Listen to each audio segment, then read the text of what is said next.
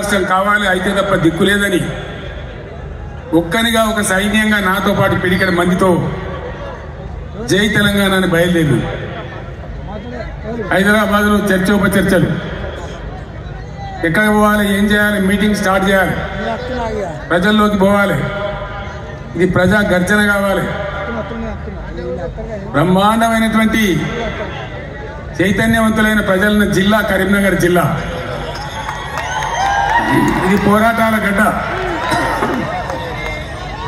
ఇక్కడి నుంచే ప్రారంభించాలని భావించి ఇదే ఎస్ఆర్ఆర్ కళాశాల మైదానంలో ఇదే రాత్రి సమయంలో మే 17వ తేదీ 48 డిగ్రీల ఎండ అయినా కూడా ప్రజా చైతన్యం ఉన్న జిల్లా అని చెప్పి తెలంగాణ ఉద్యమం కోసం ఊపిరిలూదాలని నమ్మి ఇక్కడికి వస్తే ఆనాడు మీరు తెలంగాణ జెండాను ఆకాశమంతా ఎత్తిన గడ్డ ఈ కరీంనగర్ గడ్డ. ఈ కరీంనగర్ గడ్డ మట్టినే బొట్టుగా పెట్టుకొని ఇక్కడనే పిడికిలెత్తి కార్యాచరణ చెప్పి నేను ఉద్యమం కోసం బయలుదేరిన తర్వాత కథంతా మీకు తెలుసు. మీరే కథానాయకులు, మీరే నన్ను ముందుకు నడిపింది. కానీ కాంగ్రెస్ పార్టీ ఎటువంటి పార్టీ?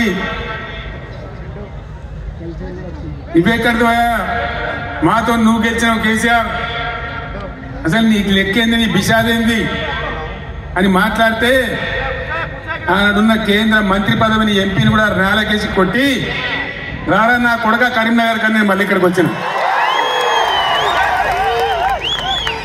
ఎన్ని కోట్లు ఖర్చు పెట్టినరో, ఎన్ని మాయోపాయాలు చేసినరో, మొత్తం రాష్ట్ర ప్రభుత్వం ఎన్ని గింగిరాలు కొట్టిందో మీకు తెలుసు నాకంటే ఎక్కువ. కానీ బ్రహ్మాండంగా మళ్ళొక్కసారి ఇది పదునైన కరీంనగర్ గడ్డ బిడ్డ, ఇది తెలంగాణ అడ్డ అనే పద్ధతిలో 2.5 లక్షల మెజార్టీతో నన్ను గెలిపించి మరొక్క మారు తెలంగాణ చైతన్యాన్ని చాటిన గడ్డ ఈ కరీంనగర్ గడ్డ. రాజకీయాలలో పరిణామాలు జరుగుతుంటే మనం మంచిగా చేసినాం, తెలంగాణ సాధించినాం. నేను మీకు ఒకటే మాట మనవి చేస్తా ఉన్నా, కొన్ని సందర్భాలలో అత్యాశకో దురాశకో లేదా మరో రకంగానో ప్రజలు మోసపోతారు.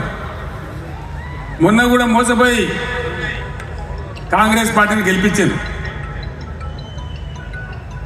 ఈరోజు 3 నెలల లోపలనే 100 రోజుల్లోనే ప్రజలు ఏం జరుగుతుందో మీకు తెలుసు. మీరందరు గ్రామాలలో ఉంటారు. ఏం మాట్లాడతామంటే మేము ఎక్కువ ఇస్తాం, మీకు 6 సందమామలు పెడతాం, 7 సూర్యులు పెడతాం అని మాట్లాడింది. రైతు బంధు 15,000 వేస్తాం, కళ్యాణ లక్ష్మికి తులం బంగారం కల్పిస్తాం. ఇవాళ నోటికి మొక్కాలే 420 హామీలు ఇచ్చింది, బయలుదేరింది. ఇవాళ ఏం మాట్లాడుతుండ్రు?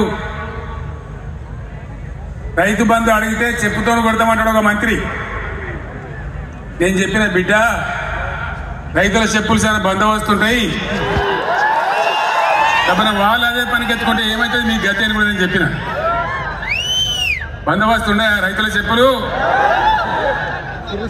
మంత్రిగా ఉన్న వ్యక్తి రైతు బంధు అడిగితే చెప్పుతో కొట్టుకుంటాడు. ఇంకెవడో సన్నాసిగాడు కూడా అంటాడు. అంటే ఏందన్నట్టు? ఇప్పుడు ఇన్న ముఖ్యమంత్రి ఆయనను 6 గ్యారెంటీలు ఇవ్వయా, కరెంట్ ఎందుకు మాయమైందా, నీళ్ళు ఎందుకు మాయమవుతున్నాయని అడిగితే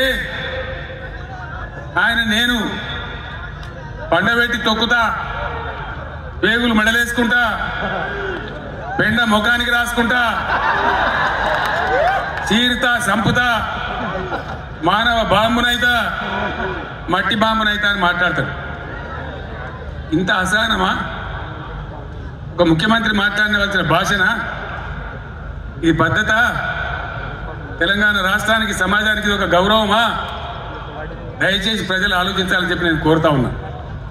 ఈ కరీంనగర్ గడ్డ నుంచి యావత్తు తెలంగాణ ప్రజానికి నేను పిలిపిస్తా ఉన్నా.